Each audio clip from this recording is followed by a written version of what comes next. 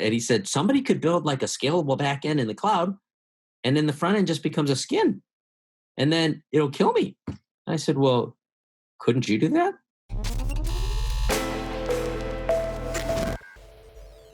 Eric Yuan, he had been VP of engineering at WebEx. Eric said, wow, this cloud thing could kill me.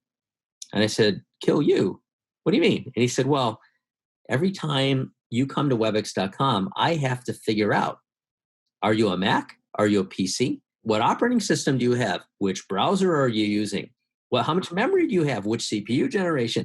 And so there's all these variants, and then all these things, when you make a call, have to connect in a server, client server model. And then I have to figure out who has the weakest link. Then I have to downrate everybody to that weakest link. Otherwise, the weakest link can't see anything.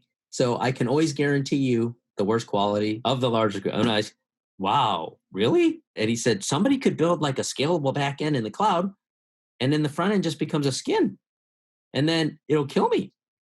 I said, well, couldn't you do that?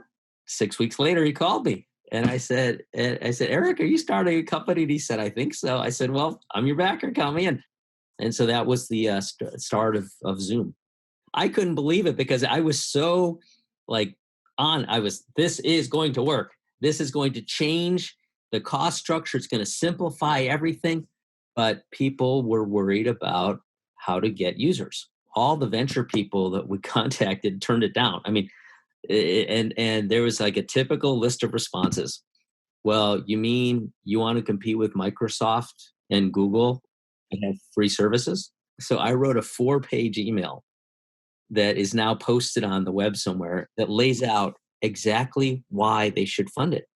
And I described the change, the seminal change in cloud, a team that could iterate quickly with so a better cost structure, a team that could keep bringing products to market, changes that I saw coming in the video conferencing market. All of everything that I said would happen down to the revenue. It's amazing because I wrote this in 2011, and here we have a company with 40, 45, $50 billion.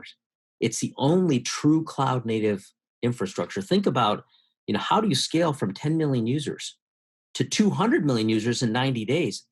To 300 million users in 3 more weeks? You couldn't do that with a client server model. So basically, you have to think of a kind of a telco infrastructure that's sort of an elastic cloud, where there's an overlay network across many different carriers. Zoom basically is true cloud native, where if you want to communicate to somebody, your bits come into the cloud, and then if you have 1,000 users that you're sending a streaming video to, little nodes just light up and they rebroadcast for you. So it's highly elastic. It takes advantage of the asymmetry of the internet, where the broadcast push can go everywhere. So you see these calls now with 1,000 people on them, 50,000 people on them, and they were totally fine. Last week, they announced 300 million, up in 3 weeks from 200 million, up from in 3 months. In December, it was 10 million users.